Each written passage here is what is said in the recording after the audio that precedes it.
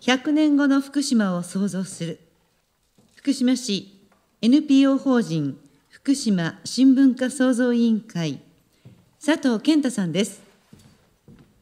はじめまして、佐藤健太です。私の出身は現在も全村避難が続いている飯舘村です。農業、酪農、畜産がメインの山村は自然の恵みが豊富で、春は山菜、夏は夏野菜、秋はキノコ、冬はイノシシ、とても豊かな文化がある村でした。朝起きると笠地蔵が来たかと思うほど玄関に野菜のお裾分けが山積みという時もありました。しかしあの原発事故から3年8ヶ月過ぎた今も故郷で暮らすことはできず、父は仮設住宅に住所を置きながらも飯舘村内の会社を運営、祖母は施設での生活、父の経営する会社の2代目として仕事をしていた私は、福島市内で避難生活を送りながら現在福島新文化創造委員会という NPO 法人の代表をしています。なんと本日11月15日がちょうど設立1年目の記念日です。それはさておき、震災、原発事故、放射能に汚染されて避難になるまで、そして避難してから今まで、経験を伝えると福島に来る人たちをつなぐ役割を担うようになり、批判もたくさん浴びましたが、来る取材は全て受けました。自分が無知である恥じらいはありましたが、全て勉強だと思ってやる。取材もお戦地を案内することも、震災前の29年間会ってきた方より震災後の3年8ヶ月の間に会った方の方が多いと思うくらい、さまざまな方にとにかく今の現状を発信しなければと、その思いだけで寝る間も惜しんで発信し続けました。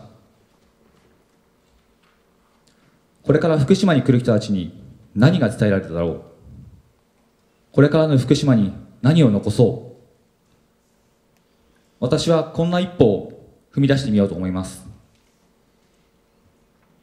震災後の福島でいつ、どこで、何が、どうして、そんな基本的なことから311を挟んで福島では何が起きたのかを学び、考え、感じる場所、危険、安全を定義する場所ではなく、ここまでの出来事と今起きていることをしっかり学べる場所、そして福島市と被災地をつなげるインフォメーションセンターのような役割としての震災復興記念館です。今回起きた震災と原発事故は収束、復興まで相当な時間と労力を要すると思います。しかし現実を全国版のメディアに取り上げられることも日を追うごとに少なくなり、福島ってもう復興したんだよねと言われる状況です。震災直後から取材、研修、ツアー等で多くの方が福島に足を運びました。皆さん口を揃えて、やっぱり実際に福島に来てみないと福島の空気感はわからないねとおっしゃいます。そうなんです。実際に足を運んでようやく福島の広さや感覚がつかめてくるんだと思います。いずれ全国から修学旅行や会社の研修などで利用できる場所が必要だと思います。広島の平和記念資料館では年間約130万人の来館者があるそうです。このうち外国人は15万4千人。原爆と原発では性質は大きく異なりますが、これが福島市にあれば福島市の交流人口の増加にもつながると同時に、避難区域をはじめ福島の現状が発信できます。除染真っ只中の今は表土剥離された田畑を見ることはできますが、もう数年すると汚染土の仮置き場はあるものの、今の除染の状況などは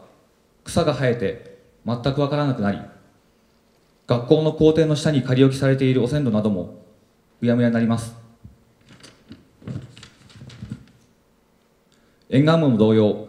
あと数年もすると護岸工事も進み、防潮堤がそびえ立つのみで被被災の状況が分かる場所も少なくなってくるでしょう。見る場所がどんどん減ってきますが、原発の廃炉、汚染土、汚染水の処理には時間がかかるのも事実。私は震災前は原発のことなんて何も知らなかった。事故が起きて被害に遭って初めて向き合った。自分の意思ではなく被爆し、無駄なリスクを負った。放射能にさらされ、多くの分断にさらされ、すべてが半信半疑の迷いの中で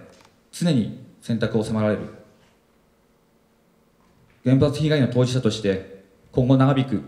多くの問題を過去のことにしないでしっかり見ていく。そのためにはこれまでに起きた事実、今起きている現実をありのままに伝える。それは単に危険や安全、イエスやノーではない。もっと根本的で普段の生活の中にあるようなもの、あるいはもっと深く遡って家族や地域が大切にしてきたこと、避難の中で見えてきたこと、それは震災前から日本が抱えていた課題、エネルギー、少子高齢化、過疎化、税金、政治、格差、さまざまなものが露呈した。それは普段目を向けていなかっただけで、当たり前のように自分たちの周りにあって、全てがつながっていたんです。光と影、両方背中合わせになった福島だからこそ、しっかり影を見せることによって、より光もはっきり見せることができるんだと思います。以前、私の村の大先輩がこんなことを話してくれました。それは、一台飛ばしという聞き慣れない言葉でした。彼は飯舘村で代々続く農家で、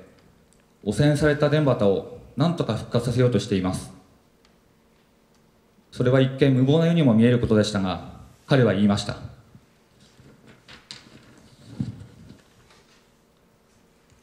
息子の世代では無理かもしんねえ。でもな、孫の世代には残せるんじゃねえかな。その希望と現実に入り混じった言葉を聞いて、胸が締め付けられる思いでした。先輩たちはすでにそこまで先を見て今何をするべきかを選択しているんだと。福島の100年後を想像と聞くとすごく大きく感じますよね。もちろん大きいことではあるんですが、実は自分自身がやれることはとても小さくて、時間に追われて生活する中でそれぞれ一人一人が立ち止まってもう一度足元を見直して向き合うことから、福島に限らず自分たちの100年後の未来を想像してみること、そしてその未来を否定することなく共有することから次の一歩が見えてくるんではないだろうか。福島の100年後が苦しみから解き放たれ、笑顔のあふれた未来になるように共に考え、知恵と力を出し合って進んでいきましょう。以上、ご清聴ありがとうございました。